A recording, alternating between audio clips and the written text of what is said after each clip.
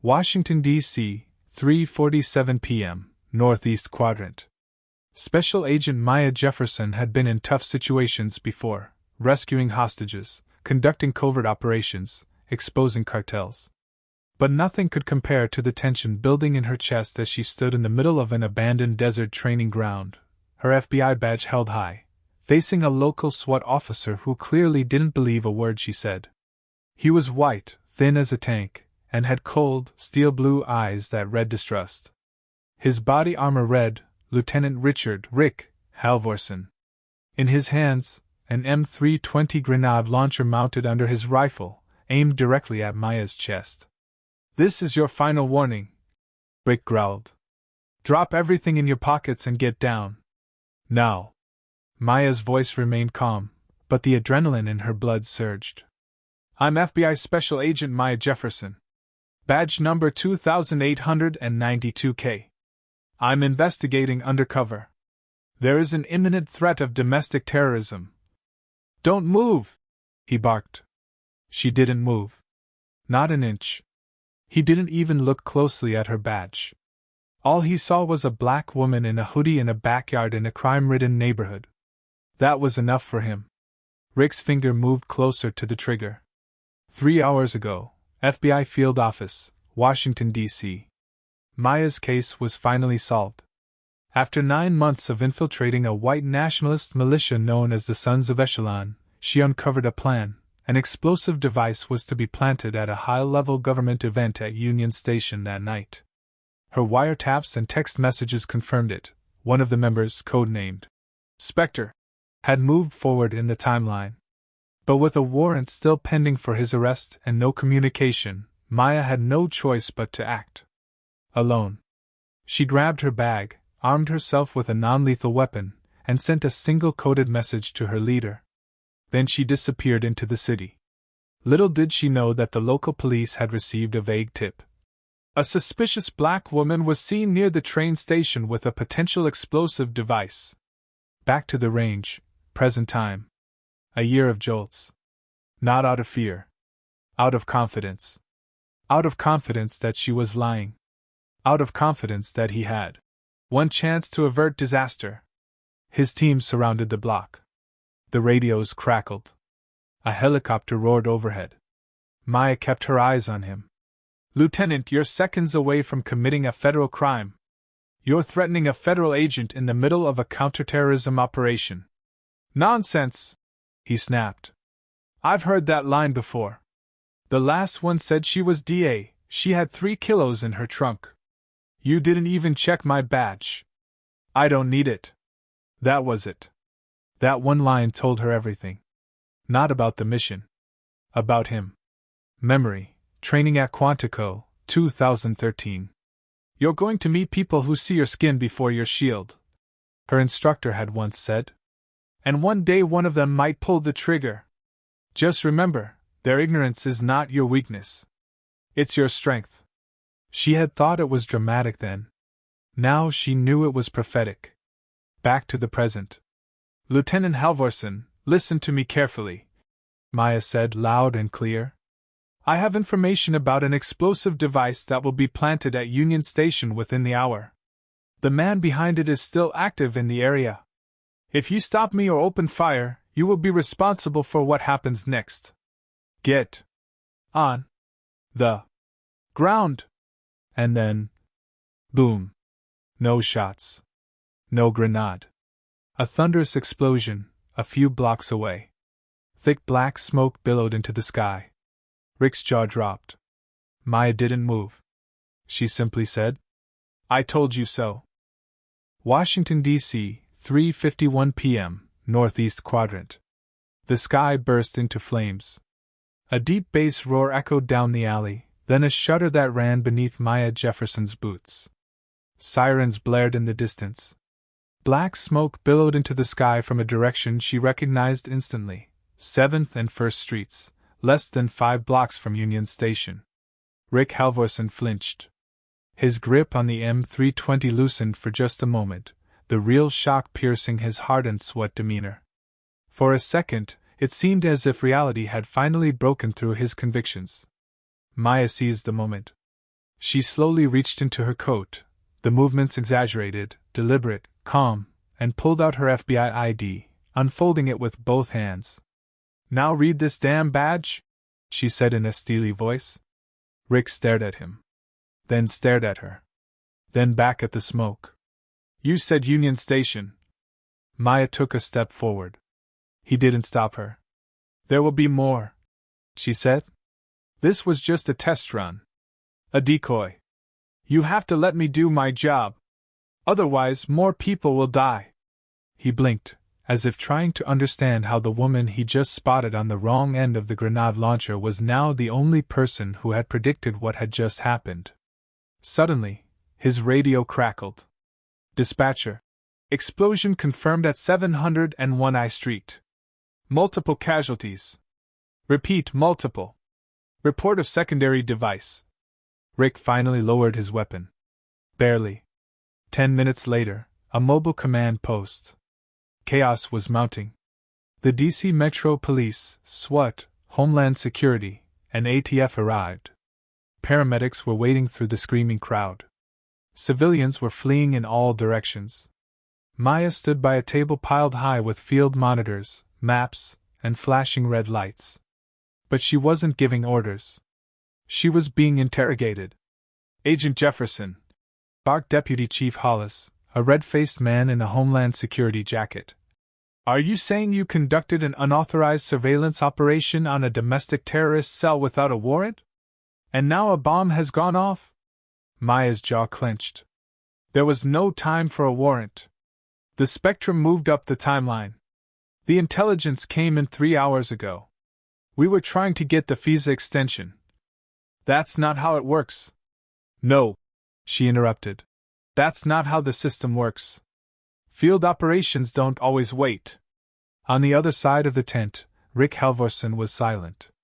He stood in the corner, arms folded, watching Maya as if she were still some kind of puzzle. Embarrassed. Ashamed. But not ready to admit it. Not yet. 4 hours ago, the encounter.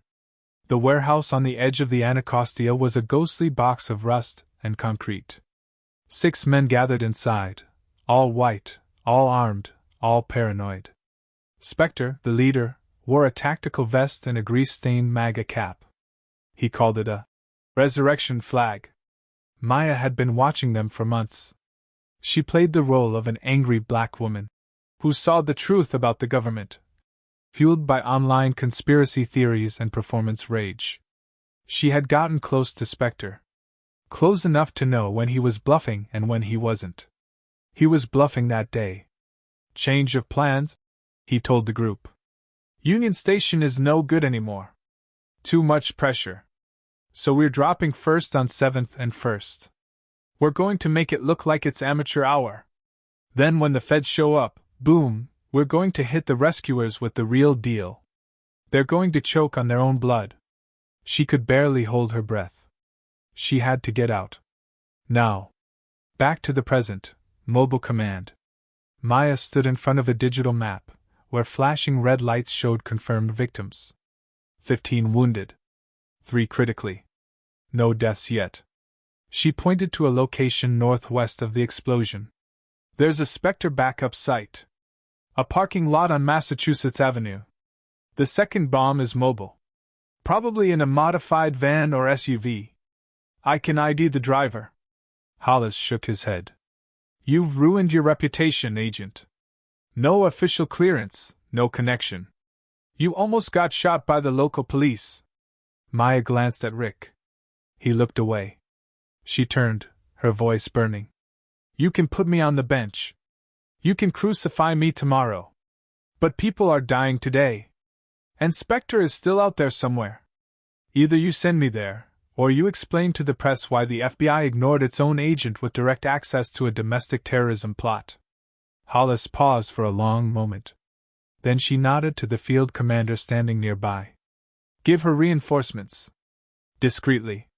And keep her out of the press." Maya exhaled. It wasn't approval. But it was permission. That was enough. Meanwhile, across the city, Spectre sat in his white GMC Yukon, watching the news on his cracked smartphone. Good show, he muttered, lighting a cigarette. Let's see how many more of you rats come running. Next to him, on the 5:43 p.m., Washington, D.C., near Massachusetts Avenue. The city throbbed with chaos. Maya Jefferson raced through the streets in an unmarked SUV, a field earpiece pressed tightly against her jaw as she coordinated with the backup team reluctantly assigned to her. Echo 3, this is Jefferson. Any sign of the Yukon? A pause. Then crackling. Echo 3. Negative. Traffic cams caught a possible match heading northeast on North Capitol, but we lost it near Stanton Park. Too much congestion. Maya gritted her teeth. Every second the white Yukon was out there, that boy, barely 7, frightened and duct-taped, was slipping deeper into danger. And Spectre was one step ahead. Her mind was a storm, memories, instincts, intel. She had sat across from Spectre. Heard his hatred firsthand. She knew he didn't just want to make a statement, he wanted a legacy of blood. And he would use that boy to guarantee it. Earlier that day, 11:12 a.m., the recruitment. You ever held a rifle? Spectre asked the boy's father, Tommy Heller, a pale, nervous man in his 30s. Failed business owner. Disgruntled. Easy prey. Tommy nodded. Hunting with my dad. I ain't scared. Spectre grinned. Good. You get us the van, the fertilizer, and the codes to the service entrance. Your reward? He pointed to a file folder. Inside were pictures of Tommy's son. School photos. Summer baseball. Custody's a bitch, Spectre said. The courts don't give a damn about men like us. But I do. Help us fix the country, and you get your boy back. Full time. Tommy hesitated. His jaw trembled. But he said yes. Present, 5:59 p.m., Command Center. Rick Halvorson stood alone at the mobile command post, replaying the past hour in his mind like a looping interrogation tape. He'd pointed a grenade launcher at an FBI agent. A black woman. And the worst part wasn't the shame. It was that tiny voice inside him that still asked, what if she was lying? What if I had been right? He hated that voice. Hated what it said about him. Halvorson, barked Deputy Hollis. You're on assist. Jefferson's moving fast, and she's gonna need more boots on the ground. You good? Rick nodded slowly. Yeah. I'm good. But he didn't believe it. 6:12 p.m., Stanton Park. Maya crouched behind a row of news vans, her eyes locked on a residential parking garage where a traffic cam last saw the Yukon vanish. Her gloved fingers tapped rapidly against a tablet linked to a drone feed. Infrared was showing 3 bodies inside a vehicle on the second level. 2 heat signatures were large. One was small. Her throat tightened. Spectre. Tommy. And the boy.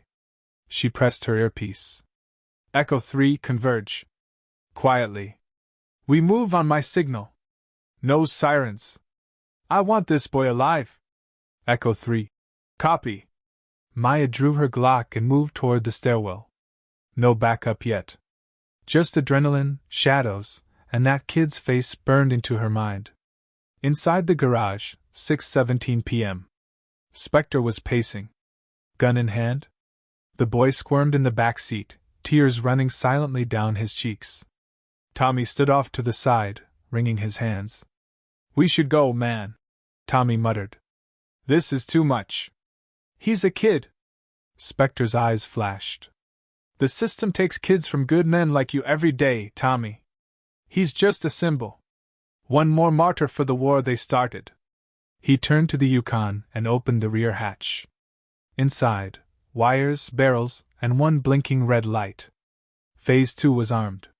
And counting. 6:21 p.m., rooftop above garage. Maya moved across the gravel silently, the drone feed in her periphery, as she closed in. Through her earpiece, Rick's voice came through for the first time. Rick, I'm 1 minute out. You sure it's Spectre? Maya whispered. It's him. And the kid's in the back seat. Rick, don't go in alone. She didn't reply. She was already moving. 6:24 p.m., parking level 2. Maya slipped through the stairwell door, weapon raised, eyes scanning. She saw the Yukon. Saw Tommy pacing. Then, Spectre turned. Their eyes met. Recognition. Rage. He raised his rifle. Maya fired first. The shot tore through his shoulder, spinning him back with a howl. He dropped the gun but didn't go down. Tommy panicked and lunged for the boy, trying to yank him from the car, but Spectre, despite the blood, pulled a switch. The blinking red light turned solid. Detonation sequence initiated. Maya screamed, "Get away from the vehicle!" She dove toward the boy, yanking him from the seat, arms shielding him as Tommy stumbled back, too stunned to move. Rick burst through the opposite door just as the Yukon exploded in a searing wave of fire and pressure. Blackness. Screams. A ringing silence. Dust. Heat. Sirens. Then Maya coughed. She was alive. The boy, bruised but breathing, was cradled in her arms. Rick reached her seconds later, his face a mixture of awe and horror. You ran into a bomb," he said. Maya didn't answer. She was staring at the smoldering remains of the Yukon. Spectre's body was nowhere in sight. 6:55 p.m., emergency triage tent, Stanton Park. The air reeked of burned rubber, melted plastic, and something far worse, the sour, metallic scent of trauma. Maya sat on a folding cot inside the triage tent, a gash across her temple, her hands wrapped in gauze, and bruises crawling like ivy up her ribs. But her eyes, they were sharp. Alive. Focused. Across from her sat the boy, now wrapped in a wool blanket, shivering but safe. An FBI pediatric psychologist had taken over, gently asking him questions while paramedics cleaned the grime from his skin. Rick stood just outside the flap of the tent, watching. Haunted. She saved that kid. Ran into fire. While he hesitated. Again. "Halvorsen," Maya said quietly, her voice cutting through the air like glass. "We need to talk. Now." 7:03 p.m., behind the tent. Rick followed her as she limped out back behind the triage unit. The sun was setting in a haze of smoke and ash, painting the city in an eerie, blood-red glow. Maya didn't waste time. "You said Spectre was dead," she growled. "Your precinct declared him neutralized after the Temple Mall incident in 2021. But that man I saw today? That was him." I stared into his damn eyes. Rick looked away. "We were told he was cremated. Closed case." Maya stepped closer. "Told by who?" A pause.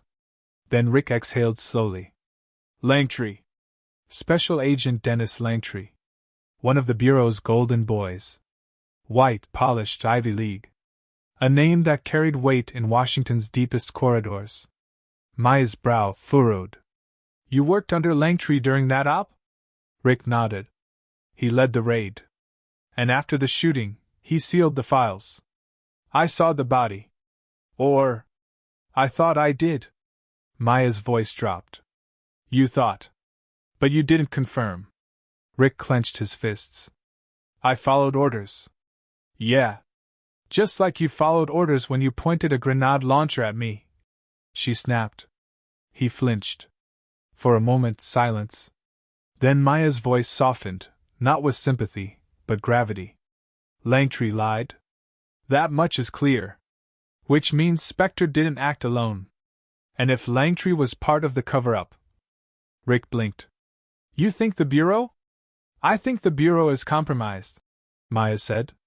"And I think we're being watched right now." 7:29 p.m., surveillance van, 2 blocks away. Inside a black van parked innocuously beside a coffee shop, 2 men in nondescript tactical gear monitored live feeds from the Stanton Park area. One screen displayed Maya's face as she spoke with Rick behind the triage tent. Another showed the boy being loaded into a secure Bureau vehicle. "Should we move in?" one of the men asked. The other shook his head. "Not yet. Let her find Langtree." He tapped the comms. "Operation Copper Veil is still active. Adjust phase timeline." Spectre's fallback was only the beginning. Then he leaned closer to the microphone. And make sure Jefferson doesn't survive the week. 8:03 p.m., Maya's apartment, SEDC. Later that evening, Maya locked the door behind her and collapsed into a chair. Her ribs ached with every breath. Her ears still rang from the blast. But her mind burned with clarity. She opened her laptop and decrypted a private server linked to Bureau case archives, the same files Langtree had supposedly sealed. She dug through layers of redacted memos and ghost entries. Then, she found it. A scanned report. Unauthorized. Timestamp 3 days after the Temple Mall raid. Subject: Spectre, escaped via service tunnel. Cadaver misidentified. Agent in command insisted on closure. No autopsy conducted. Maya's eyes widened. Langtree knew. She dug deeper, and suddenly her laptop went black. Dead. Then, her phone buzzed. One new text message from an unknown number. Nice try, Jefferson. Next time, knock before opening locked doors. Her blood turned cold. 8:07 p.m., Rick's motel room, Arlington. Rick sat on the edge of his bed, staring at a case folder he hadn't opened in 4 years. Inside, photos of Spectre. Intel reports. Ballistic data from the mall shooting. And a single sticky note, written in Langtree's unmistakable cursive. Close the book. Keep the badge. He'd shoved it into storage after the operation. Buried it like guilt. But now it was back. And so was Spectre. Rick looked at his phone. No messages. No calls. He didn't know that Maya's laptop had just gone dark. And that someone had tapped into his room's landline, the one he hadn't used in weeks. The phone rang. Slow. Mechanical. Deliberate. Rick stared at it, heart hammering. He picked it up. Silence. Then. Too late, Officer Halvorsen. You should have stayed dead. Click. 8:12 p.m., Langtree's estate, Virginia Highlands. Inside a glass and steel fortress overlooking the Potomac River, Dennis Langtree stood in front of a full-length mirror, adjusting his tie. Behind him, a woman in a black dress and rubber gloves was sealing a file folder with red tape. Langtree's phone buzzed. He glanced at the message. Jefferson's awake. Halvorsen too. Langtree smirked. Then let's begin Phase 2, he said, sliding a thumbprint into a secured wall panel. The wall slid open, revealing an armory of weapons, dossiers, and photos. One photo was pinned dead center. Maya Jefferson. A red X had been drawn across her face. 8:21 p.m., Maya's apartment, SEDC. Maya didn't panic. When her laptop blacked out and the anonymous message hit her phone, something primal surged through her bloodstream, not fear, war mode. She grabbed the bug detector from her bookshelf and swept the room. Nothing in the walls. Nothing in the ceiling. Then she swept the window frame. Click. A tiny flicker on the reader. Hidden just behind the curtain rod. A transmitter. Someone had been listening, for days, maybe weeks. She crushed it beneath the heel of her boot. Then, without thinking, she ripped the SIM card from her phone, smashed it, and tossed the device into the garbage disposal. The message had been clear. Someone inside the bureau had eyes on her. No more safety nets. No more rules. It was time to go rogue. 8:43 p.m., abandoned warehouse, Old Town Alexandria. The location was burned into Maya's memory, an old safe house used by the bureau during undercover operations in the 90s. Forgotten. Unlisted. Technically condemned. She hotwired the panel and stepped inside. No electricity. Just darkness and dust. But it was secure. Or at least more secure than anywhere the bureau could track. She laid out the stolen files she'd saved to an encrypted flash drive, Spectre's resurfacing. The Temple Mall cover-up. Langtree's signature. It was bigger than she thought, a network of silence, stretching across years, cases, agents. Ghost files. Redacted victims. And in the middle of it all, Langtree. He hadn't just lied. He had erased evidence. Protected Spectre. Why? And what was Phase 2? Meanwhile, Langtree's estate, Virginia Highlands. Langtree poured himself a bourbon, watching traffic crawl along the bridge below like blood in a vein. He tapped an earpiece. How far along is Spectre? The voice replied, distorted and cold. Deployment begins midnight. DC Metro, 2 key federal buildings, and a communications relay. Langtree smiled thinly. And Jefferson? Gone dark. Langtree didn't flinch. Not for long. Bring in Subject Sigma. I want her erased quietly. The voice clicked off. Langtree turned to the photo wall, now adorned with red XS across 6 former agents. Jefferson's face was still clean. For now. 9:10 p.m., Rick's motel room, Arlington. Rick was pacing like a caged animal. The phone call had rattled him to his bones. You should have stayed dead. What did that even mean? His phone buzzed, a secure FBI number. But he didn't answer. Not anymore. Instead, he tossed clothes into a duffel bag, loaded his service weapon, and grabbed the Temple Mall file. He needed answers. And only one person could help him now. 9:40 p.m., Warehouse, Alexandria. A knock. 3 fast. 1 slow. Maya tensed, drew her Glock, and edged toward the metal door. Another knock. Jefferson. It's me. Rick. She opened the door cautiously. His face was pale, eyes bloodshot. But alive.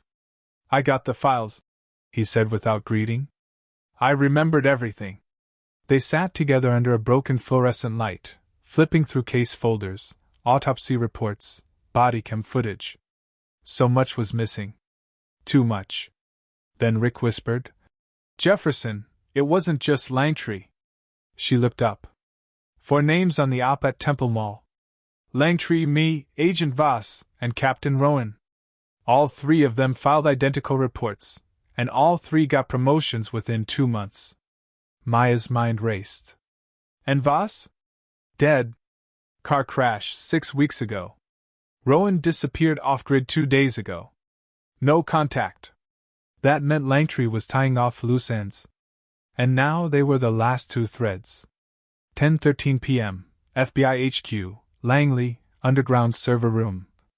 In the shadowy corridors of the Bureau's secure archives, a man in a maintenance uniform accessed a biometric panel using a severed thumbprint. The system blinked. Access granted? He stepped into the room and knelt beside the central server. Then he unzipped a bag. Inside, a homemade explosive device with a digital timer. Spectre. He whispered into a burner mic. Package planted. 10-minute countdown begins on exit. Then he vanished into the smoke of bureaucracy. 10:30 p.m., Warehouse. Maya's phone buzzed, a burner she kept in her go bag. Unknown number. She answered. A woman's voice. Agent Jefferson. We haven't spoken in 10 years. Maya's breath caught. Rowan? Yes. And I know about Phase 2. Maya motioned to Rick to start recording the call. Rowan continued. Langtree's not just covering up a botched op. He's orchestrating something called Project Null. It's a coordinated purge, fake terror threats, real detonations. Designed to dismantle oversight, seize emergency powers. Spectre's just the weapon. Maya's heart pounded. When? Tonight. First wave is the Bureau's server room. Then Metro. Then the relay tower. Where are you? Doesn't matter. I'm already dead. But you still have time. Click. 10:42 p.m., DC. Metro Hub, L'Enfant Plaza. A man in a hoodie descended into the subway, carrying a metal case. His face was partially burned. Eyes hollow. Unforgiving. Spectre. He planted the case under a maintenance bench, locked it with a hiss, then walked away. Unseen. Unstoppable. 10:59 p.m., back at the warehouse. We split up, Maya said firmly. I go to L'Enfant. You check the relay tower. If we don't stop this. Rick nodded. Then it's not just about us. It's the whole country. They stood, two shadows in the dark. Rogue agents. Targets of their own government. And the only hope left to stop what was coming. 11:08 p.m., DC Metro, L'Enfant Plaza Station. Maya descended the cracked cement steps, her boots echoing through the nearly abandoned platform. The air smelled like rust and ozone, and something else. Something acrid. Explosives. She moved quickly, scanning every trash can, every suspicious duffel, until her eyes caught it, a maintenance panel slightly ajar. She crouched. Inside was a steel case with a red light blinking faintly. Timer, 11 minutes and 37 seconds. Her hands trembled as she pulled out her multi-tool. "Rick," she whispered into the comm. "I found one. Looks real. 10-minute countdown." His voice crackled back. "Same here. Relay tower's basement. Mine's at 11 minutes too." She exhaled. "It's synchronized. A chain detonation. These bombs aren't just symbolic, they'll take out the infrastructure. Wi-Fi, transit bureau files. All gone." Rick's voice lowered. "And us." 11:11 p.m., relay tower basement. Rick crouched beside the bomb. The wiring was unlike anything he'd seen, crude on the outside, but inside. It was surgical. Like it was made to kill more than people. It was made to erase. Erase records. Erase evidence. Erase truth. A small chip sat inside the casing labeled Phase Null. Rick stared at it. This wasn't just terrorism. This was data genocide. And it would make Langtree untouchable. 11:15 p.m., FBI headquarters, Langtree's office. Langtree stood before the wide glass window overlooking the sleeping city. A countdown monitor ticked away on his tablet. He sipped from his crystal tumbler, the bourbon dancing in the light. "Once this is over," he whispered, "the Bureau becomes reborn. No rot. No leaks. Just obedience." A voice behind him. "Funny. I thought the Bureau stood for justice." Langtree turned. Rowan. Her hair was gray now, face worn, but the fire in her eyes hadn't dimmed. "You're dead," he said. She raised a pistol. "Not yet." But she didn't fire. Behind her, two black-clad operatives. Spectre's men. They opened fire. Rowan dove for cover, but not fast enough. One shot pierced her side. Blood sprayed across the antique wallpaper. Langtree didn't flinch. "Erase her." 11:22 p.m., L'Enfant Plaza. Sweat dripped down Maya's temple. She had less than 2 minutes. Wires crossed. Yellow, red, black, blue.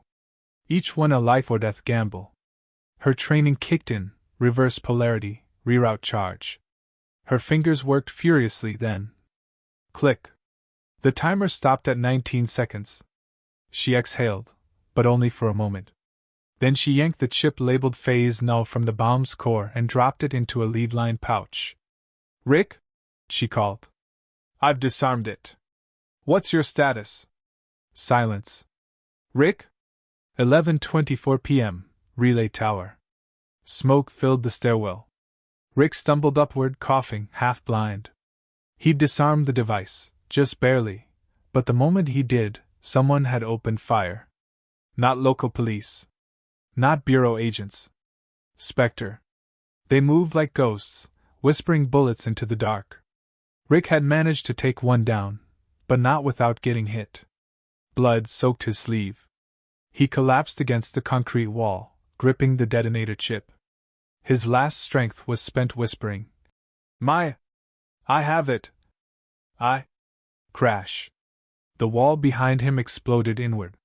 Langtree's private security. "Put the chip down, Agent!" Rick lifted his sidearm, aimed with shaking hands. "Go to hell!" He fired. 11:29 p.m., warehouse, Alexandria. Maya burst through the doors, covered in sweat and dust, dragging a duffel bag. Inside, the disarmed bomb. The chip. The flash drive. The files. She threw everything on the table and activated the uplink she'd hardwired into an independent cloud server 2 years ago, a failsafe for when trust died. The files uploaded. Temple Mall. Spectre. Langtree. She uploaded the conversation with Rowan. Rick's voice from the Calm the Bomb blueprints. The photos. The internal documents. Then she hit send, to every major journalist, senator, public watchdog, and cybersecurity analyst in the country. One button. One truth. 12:04 a.m., national news outlets go dark. Langtree sat alone in his study, pouring another bourbon. But his screen blinked. Leaked FBI files show terror plot tied to Deputy Director.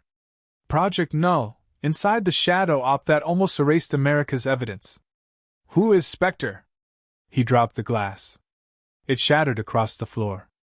Outside, sirens screamed. Not for others. For him. 12:20 a.m., somewhere on the Potomac. Rick lay on a stretcher inside a black SUV. Alive. Barely. Maya sat beside him, her hand gripping his. His eyes fluttered open, and he smiled. You did it, he whispered. No. We did. A beat. You still owe me a bourbon, she said. He laughed. Then winced. Make it a double. 3 months later. Maya sat before a panel of senators, her posture steel. Rick was beside her, his shoulders still in a sling. Microphones buzzed. The senator spoke. Agent Jefferson, the country owes you a debt it may never repay. She nodded. Then don't repay it. Just fix it. Silence. Then applause. Behind her, news cameras flashed. But she didn't smile. Because in the shadows of the back hallway, someone watched. A burned face. Hollow eyes. Spectre survived. And Phase 3? Had just begun.